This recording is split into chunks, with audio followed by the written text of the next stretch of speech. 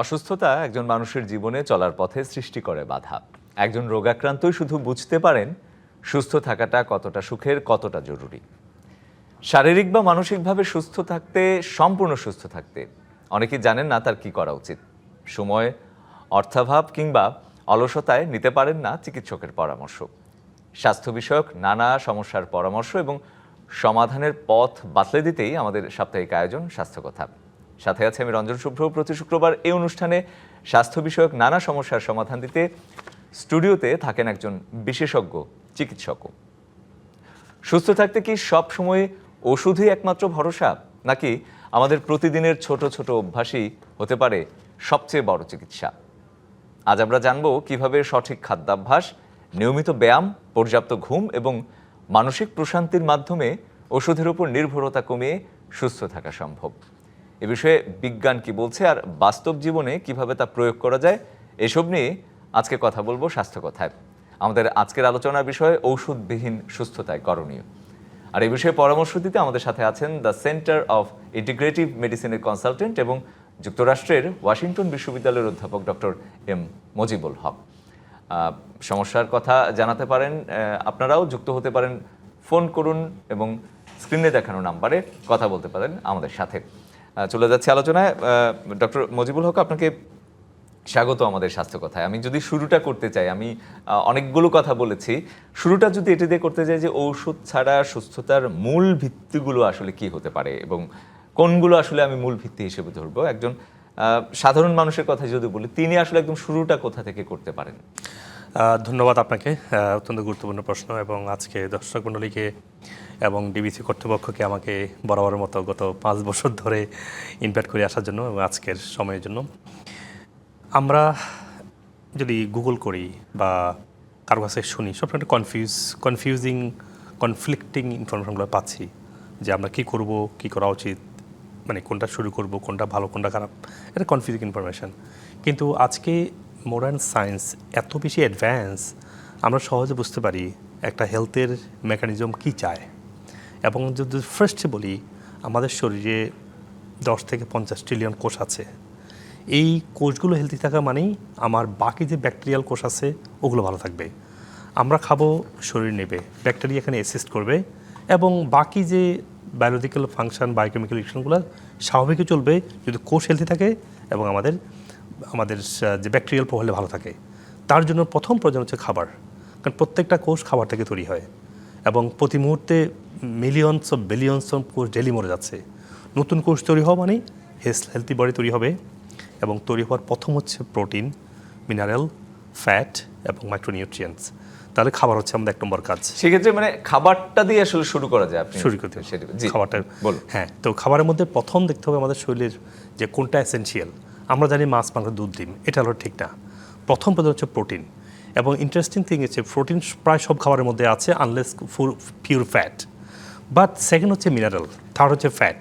তাহলে mineral, fat এবং micronutrient যদি বলি, তাহলে শাকসবজির মধ্যে আমি একসাথে প্রোটিন পাই, মাইক্রোনিউট্রিয়েন্ট পাই এবং কিছু ফ্যাটও থাকে।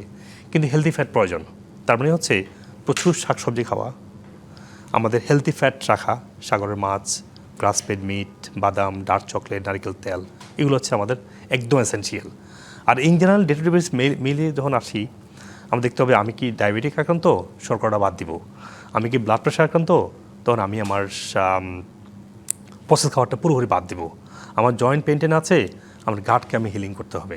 এভাবে চিন্তা করতে হবে, পার্সোনালাইজ যখন চিন্তা করি।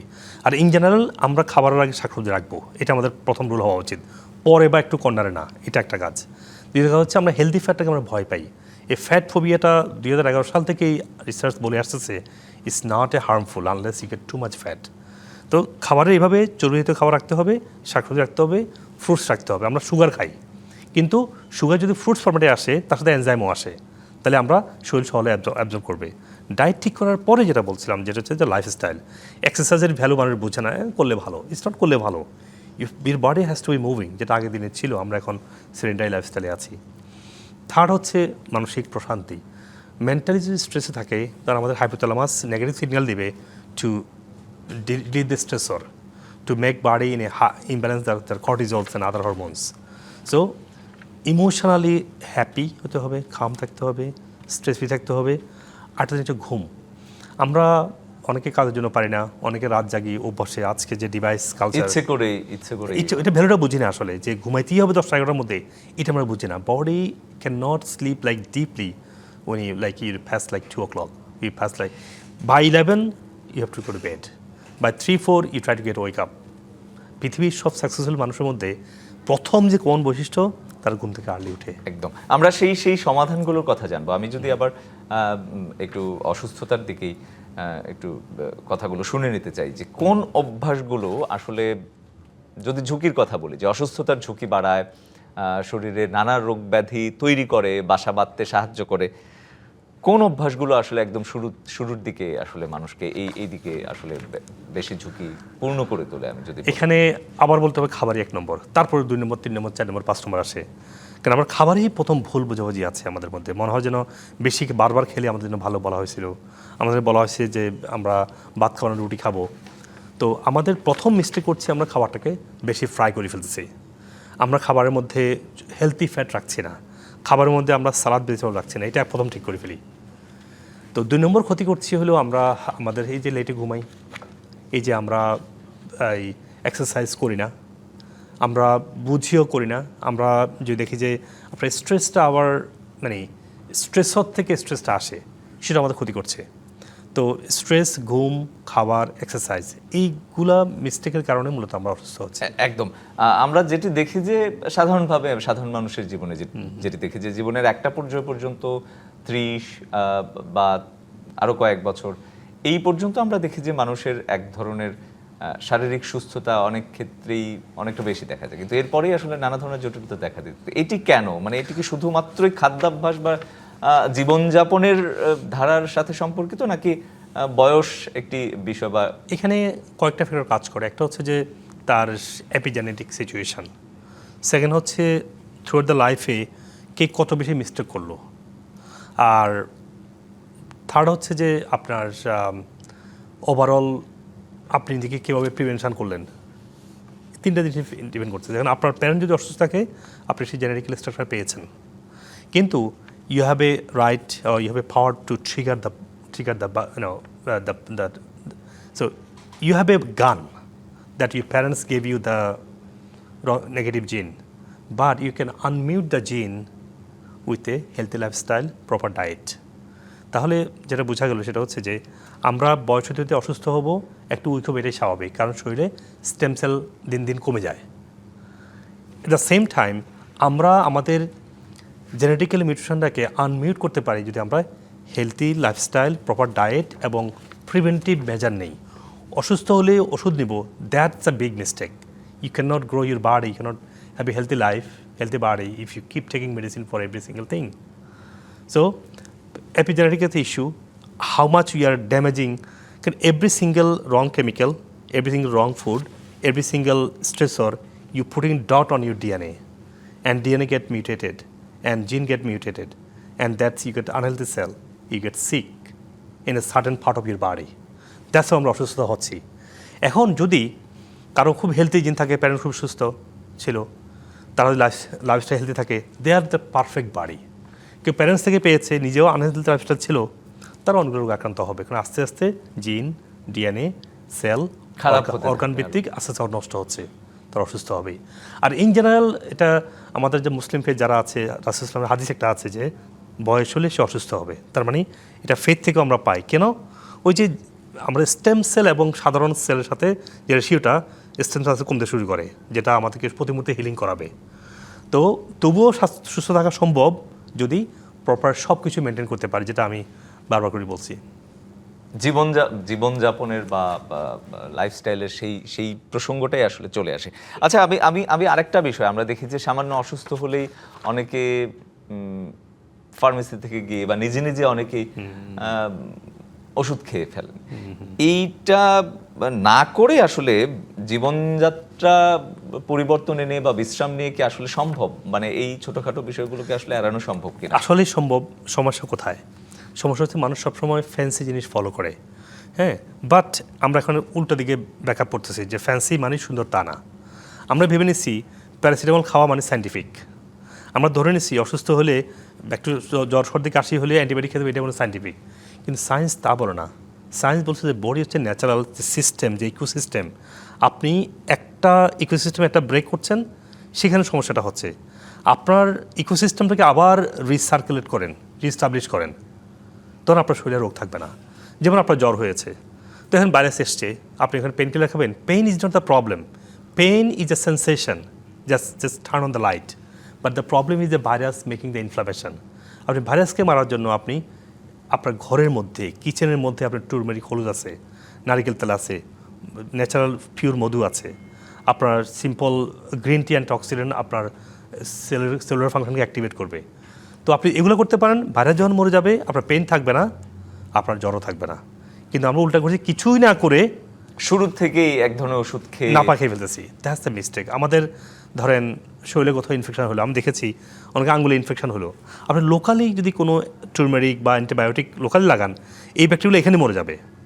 আপনাকে পুরো অ্যান্টিবায়োটিক খেয়ে পুরো শরীরের গাট প্রোফাইলটাকে নষ্ট করতে হবে না আপনার, তাই না? আপনি সর্দি কাশি হলো, আপনার কি বডি একটু অ্যান্টিবডি তৈরি করতেছে, হ্যাঁ, সর্দি হাসি আসতেছে, ঠান্ডা লাগছে, আপনি এখানে তো এই যেটা খাই সেটা হচ্ছে যে হিস্টামিন খাওয়ার দরকার নাই। আপনি বডিকে প্রচুর ফ্লুইড দেন, বডি নিজেই এটাকে মানে ভাইরাসগুলোকে মেরে ফেলবে। আপনি একটু যদি মাস্ক লাগান, মাস্কে যেটা করবে আর স্ট্রেসর কমে যাবে, আপনার অ্যালার্জেন্স কমে যাবে, আর ডাস্ট যেহেতু সেন্সিটিভ হচ্ছে আপনার অ্যালার্জিটাও আসবে না, ভাইরাসও মরে যাবে। তো আমরা প্রত্যেকটা জিনিসের সায়েন্টিফিক ওয়ে আছে যেটা আজকে সায়েন্স রিভিল করছে, কিন্তু আমরা ভুল করে ভাবছি যে একটু মেডিসিন খেলে মানে একটু ফ্যান্সি, একটু ইভেন খাবার খেতে তাই তো, একটু স্যান্ডউইচ, বার্গার, পিৎজা খাবে, এটা মনে হয় যে একটা আধুনিকতা বা এটা high status, which is not. বডিকে তার রিভিলিউশন যেটা দরকার সেটা দেওয়াটা হচ্ছে সায়েন্টিফিক। একদম পরিষ্কার। ফিরবো আপনার কাছে, নিশ্চয়ই একটা বিরতির সময় হয়ে গেছে, আরও নিশ্চয়ই এই প্রসঙ্গে কথা হবে। স্বাস্থ্যকথা একটা বিরতি নিচ্ছে, ফিরছে শিগগিরই, সাথেই থাকুন। আবারও স্বাগত ডিবিসি নিউজের সাপ্তাহিক আয়োজন স্বাস্থ্য কথা। আজ আমরা কথা বলছি ঔষধবিহীন সুস্থতায় করণীয়, আর এই বিষয়ে পরামর্শ দিতে আমার সাথে রয়েছেন ডক্টর এম মজিবুল হক। ডক্টর মজিবুল, আপনাকে আবারও স্বাগত। আমরা কথা বলছিলাম নানা বিষয়ে, ঔষধ ছাড়া আসলে কিভাবে জীবনযাপনে পরিবর্তন এনে কিভাবে সুস্থ থাকা যায়। যারা এরই মধ্যে রোগী তাদের ব্যাপারে যদি একটু শুনতে চাই, ধরেন ডায়াবেটিস আছে, যাদের উচ্চ রক্তচাপ রয়েছে, তারা আসলে বা দীর্ঘমেয়াদী কোনো ধরনের রোগ রয়েছে, তারা আসলে জীবনযাপনে কি ধরনের পরিবর্তন আনতে পারে? হ্যাঁ, তাদের ক্ষেত্রে ঔষধ নির্ভরতা কমাতে আসলে কোন জিনিসগুলোতে জোর দিতে পারে? আপনি যদি আমি এটা নিয়ে ঔষধের কথা বলছি, অধ্যাপক হিসেবে কাজ করছি, আমি সায়েন্সগুলো তুলে ধরছি। প্রত্যেকটা রোগের রুট কজ থাকে, এই রুট অনুযায়ী রোগের মেকানিজম, ফিজিওলজি অনুযায়ী তাকে ডায়েটারি চেঞ্জ করতে হবে। এটা এমন না যে ওয়ান সাইজ ফিটস অল, যে সবাই এখন ভাত খাওয়া বন্ধ করে দিবে, সবাই এখন চিকেন খাওয়া বন্ধ করতে হবে, বা সবাই এখন এই বেশি করে এতগুলো ভেজিটেবল খাওয়া লাগবে, এরকম না। যেমন একটা মানুষ ডায়াবেটিস যখন হয়, তো সুগার তাকে স্ট্রেস করছে, সুগার তাকে ইনসুলিন স্পাইক করছে, তাহলে শর্করা বা সুগারটা বন্ধ করতে হবে। ব্লাড প্রেশার একটা মানুষ, তাকে process food, inflammatory condition, antioxidant deficiency সমস্যা হচ্ছে, তো তাকে ওই জাতীয় খাবার খেতে হবে। ইন জেনারেল অসুস্থ হওয়া মানেই তাকে প্রসেস খাওয়ার বাদ, অসুস্থ হওয়া মানেই আপনি যে খাবারগুলো জেনেটিক্যালি মডিফাইড, যেগুলো ক্যান্সার তৈরি করে অন দ্য লং রান, যেমন রুটি, ভুট্টা এবং কিছু জিএমও ভেজিটেবল এবং ফ্রুটসও আছে, তাহলে জিএমও খাবারগুলো বাদ দেওয়া লাগবে। থার্ড হচ্ছে, আজকে বাজারে যে তেলটা আছে না, it's a killer. It sounds like a very ইজিও, তেলটা একটু মানে ভালো তেল না, কিন্তু যে সোয়াবিন তেলটা বাজারে বিক্রি করে বিভিন্ন ব্র্যান্ডের, this is not the oil. এই অয়েলটা শরীরে কমপ্লিটলি একটা শকিং মোড়ে ইনফ্লামেটরি সিচুয়েশন তৈরি করে। তাহলে অয়েলটা বাদ দিতে পারলে, তারপরে প্রসেস সুগার বাদ দিতে পারলে। তেলের ক্ষেত্রে যদি একটু সংক্ষেপে একটু শুনে নিতে চাই, যে তেলের ক্ষেত্রে কোন তেলগুলো নিরাপদ হিসেবে মানে এই মুহূর্তে ধরা হয়? এক নম্বর সহজ হচ্ছে ঘানিতে ভাঙা সরিষার তেল, নারিকেল তেলও আজকে মানে ডায়েটারি ফর্মেটে চলে আসছে। থার্ড হচ্ছে যে যদি পিওর অলিভ অয়েল পাওয়া যায়, এখন এই অলিভ অয়েল তো সাভারে তৈরি হচ্ছে, ইউরোপ থেকে না আইসা বা মিডল ইস্ট থেকে না আইসা, দ্যাটস ডেঞ্জারাস। তো এই তিনটা অয়েলই সবচেয়ে ভালো হতে পারে। যে কোনো তেলই ভালো, সোয়াবিন তেলও ভালো যদি ডাইরেক্ট সোয়াবিন থেকে আসতো। আমাদের যে সোয়াবিন তেলটা বাজারে যেটা আছে, ভেজিটেবল অয়েল যেটা আছে, এটা তো একটুখানি এক্সট্রাক্ট করে এখানে কেমিক্যালি এটাকে মানে বেশি করে এটাকে কমার্শিয়াল তৈরি করা হচ্ছে। তেলের পরিমাণ খুবই সামান্য, এখানে ওমেগা-3 পরিবর্তে ওমেগা-6 যেটা ইনফ্লামেটরি, ওই পরিমাণটা বেশি, প্লাস এটা রিয়েল তেল না। তো এই পরিবর্তে আপনারা অলিভ অয়েল, নারিকেল তেল, সরিষার তেল খেতে পারেন। আর এদিকে যেটা বলছিলাম যে অসুস্থ হলে আপনাকে রং খাবার বাদ দেওয়া লাগবে, এরপর রোগভিত্তিক ডায়েট চেঞ্জ করতে হবে।